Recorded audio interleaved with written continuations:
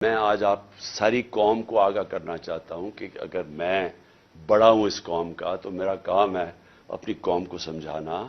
کہ اگر اس ملک میں فری اینڈ فیئر الیکشن نہ کروائے گئے یا انتشار ہوگا، آگے ملک کے اندر حالات برے ہیں، آگے یہاں سیاسی استحکام نہیں ہے، آگے اس ملک کے اندر یہ چور جو اوپر بیٹھے ہوئے ہیں یہ پوری کوشش کر رہے ہیں کہ کسی نہ کسی طرح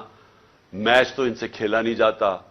کسی نہ کسی طرح ڈسکوالیفائی کریں، کیسز کریں، ایف آئی آر کریں۔ میرے اوپر 30 ایف آئی آر ہو چکی ہے اور مجھے کوئی فکر نہیں ہے۔ میں کوئی ملک سے باہر نہیں بھاگا یہ سارے چوروں کی طرح، یہ سارا شریف خاندان بھی باہر بھاگ جاتا ہے جب کیس ہو۔ میں یہیں بیٹھا ہوا ہوں اور یہیں لڑا ہوں کیس۔ میچ تو یہ کھیل نہیں سکتے،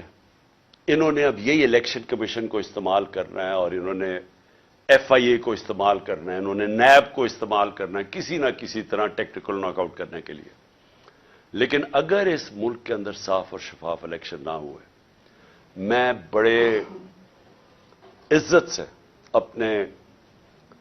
اداروں کو، جس میں ہماری عدلیہ بھی ہے، معتبر ہے، اور جس میں پاکستان کی فوج بھی ہے، جن کے پاس جو اس ملک میں ایک پلیئر ہے، میں آپ کو یہ بتانا چاہتا ہوں کہ اگر آپ کو ملک کی فکر ہے